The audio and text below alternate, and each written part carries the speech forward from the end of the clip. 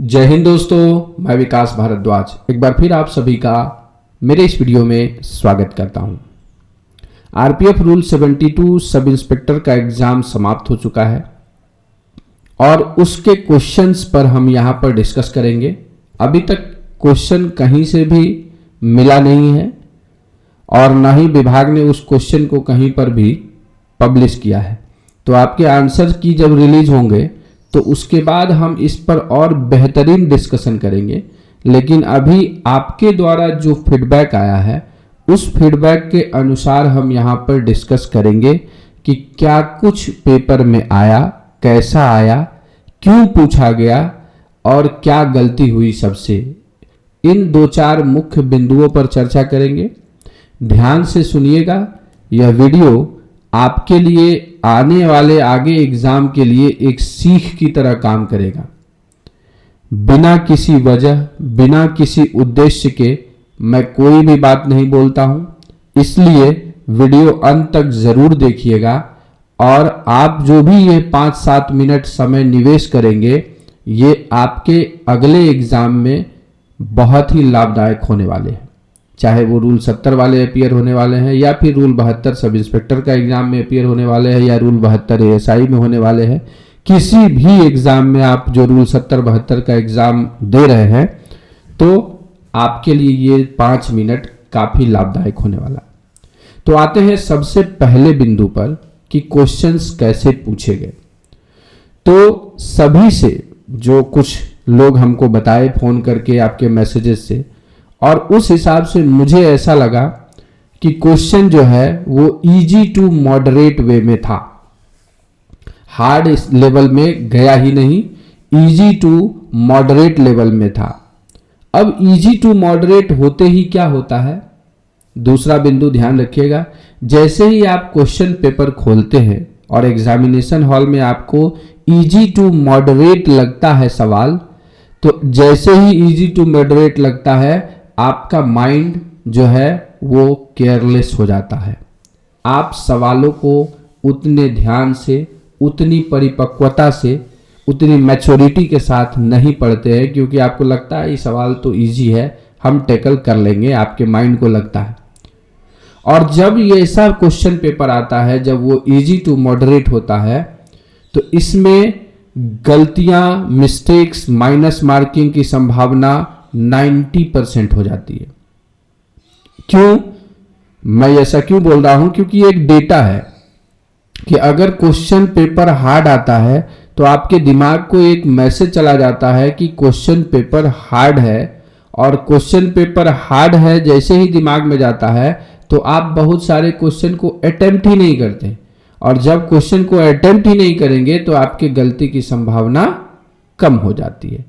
और जैसे ही दिमाग को यह मैसेज गया कि question paper easy to moderate था, आपका दिमाग बोलेगा इसमें भी ए लगा दो, इसमें बी लग रहा है, इसमें सी लग रहा है, इसमें डी लग रहा है, अच्छा इसमें ये लग रहा है। और ऐसे करते करते करते करते एक मतलब कहते हैं गिमिक जो होता है ना, गेम खेलते हैं मोबाइल में, वो गिमिक वाले मोड में आप चले जाते हैं और 15 सवाल आप ऐसे ही बना देते हैं।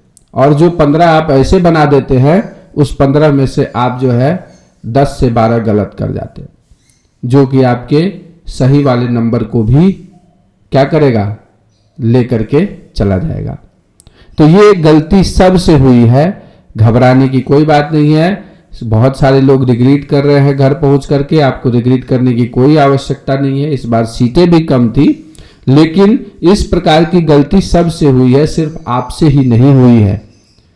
तो ये चीज होता है इजी टू मॉडरेट वाले सवाल में।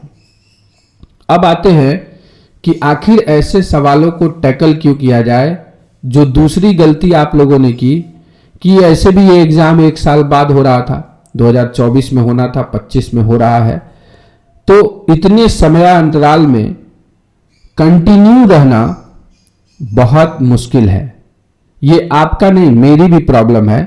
मैं भी अपने आप को काफी डिसिप्लिन्ड, काफी जो है टाइम का जो है मैनेजर मानता हूं कि मैं अपने समय का मालिक हूं, इन सारी चीजों को मानता हूं। लेकिन इतने अंतराल होने पर मैं भी थोड़ा बहुत लेथार्जिक होता, लेकिन आप बहुत ज्यादा हो गए। इस कारण से ये चीज आपको एग्जामिनेशन हॉल में जाने के बाद रिग्रेट हो रहा होगा कि थोड़ा और पहले से रिवीजन कर लेते। मैंने आपको सिंपल वे में बताया है, किसी भी परीक्षा को मैं अपने जीवन में कम से कम मिनिमम भी दिया हूँगा एग्जाम, तो 50 से ज़्यादा एग्जाम हमने दिया है।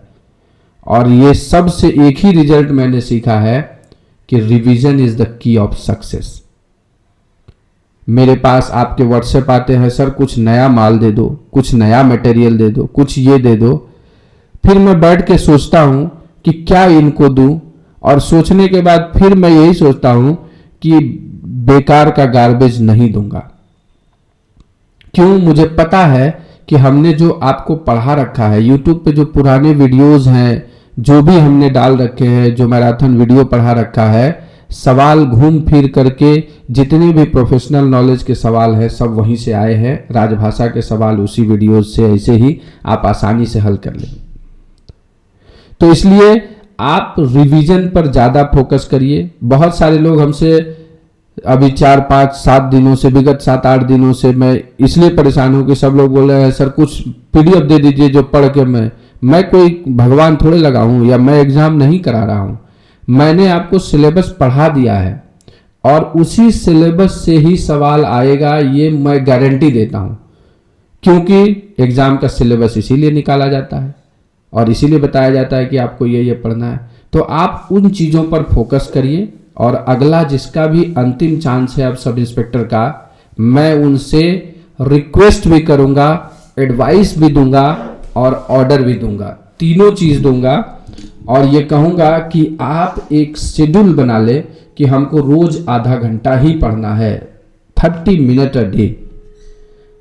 और आप अगर इस चीज को फॉलो कर लेते हैं, अगर एग्जाम के होने के मतलब 50% भी इसको फॉलो कर लेते हैं, मतलब 50% दिन भी आप इसको फॉलो कर ले रहे हैं ना, तो मैं आपका गारंटी सक्सेस लिख देता हूं।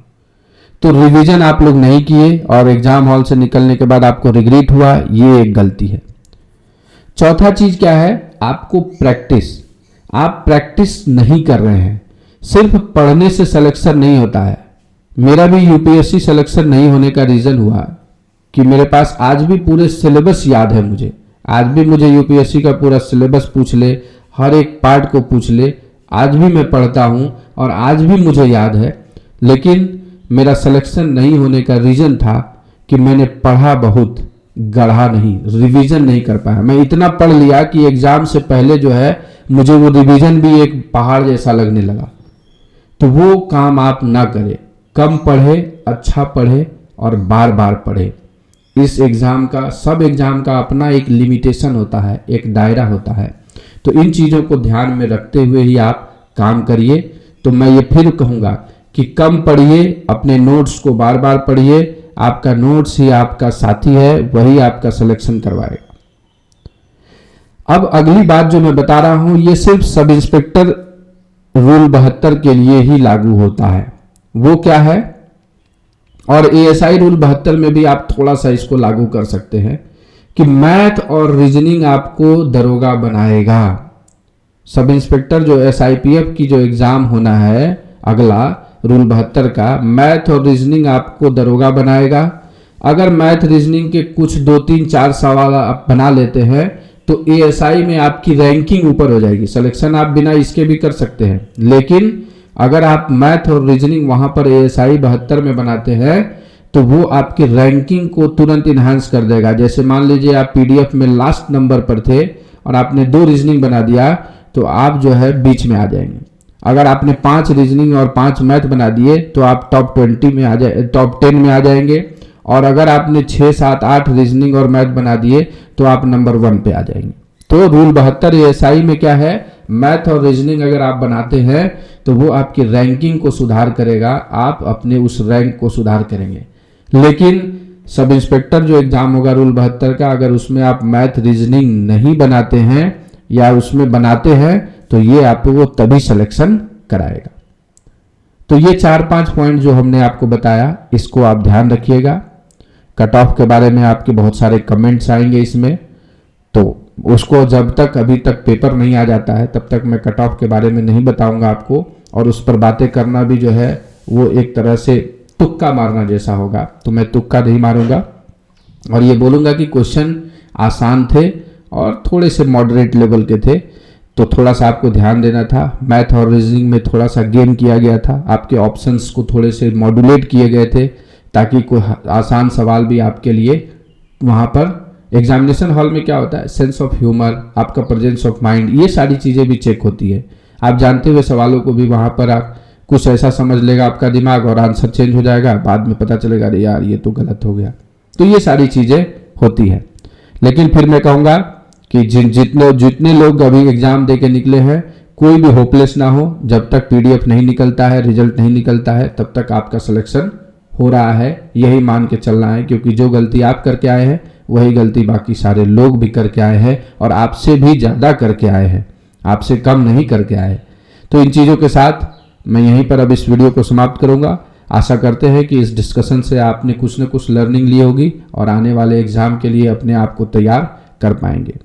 तो इसी संदेश के साथ कि आप अपनी तैयारी में व्यस्त हैं, जिंदगी में मस्त हैं, इस वीडियो को ध्यानपूर्वक सुनने के लिए आप सभी का दिल से धन्यवाद।